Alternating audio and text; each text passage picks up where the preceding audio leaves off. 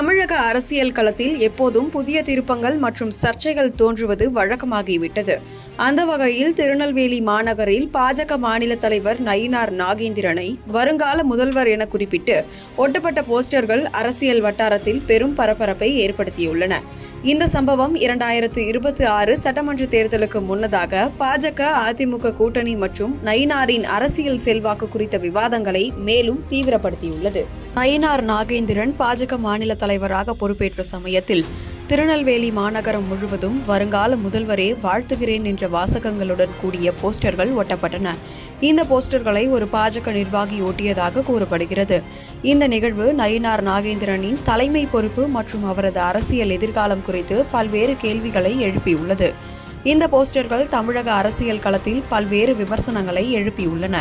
இந்த போஸ்டர்கள் நயினார் நாகேந்திரனை பாஜகவின் முதலமைச்சர் வேட்பாளராக முன்னிறுத்துவதாகவும், இது அதிமுகவுடனான கூட்டணியில் பாஜகவின் ஆதிக்கத்தை காட்டுவதற்கான முயற்சியாகவும் சிலர் கருதுகின்றனர்.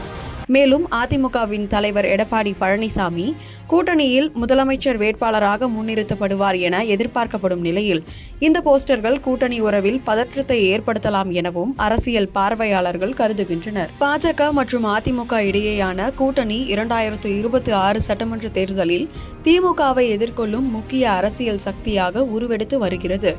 மத்திய உள்துறை அமைச்சர் அமித்ஷாவின் சென்னை பயணத்திற்கு பிறகு இந்த கூட்டணி உறுதியானது. இருப்பினும் கூட்டணியில் முதலமைச்சர் வேட்பாளர் மற்றும் ஆட்சி அதிகார பங்கீடு குறித்து இன்னும் தெளிவான அறிவிப்பு வெளியாகவில்லை. இந்த சூழலில் வருங்கால முதல்வர் என்ற போஸ்டர்கள் கூட்டணியில் மேலும் சிக்கலை உருவாக்கியுள்ளது.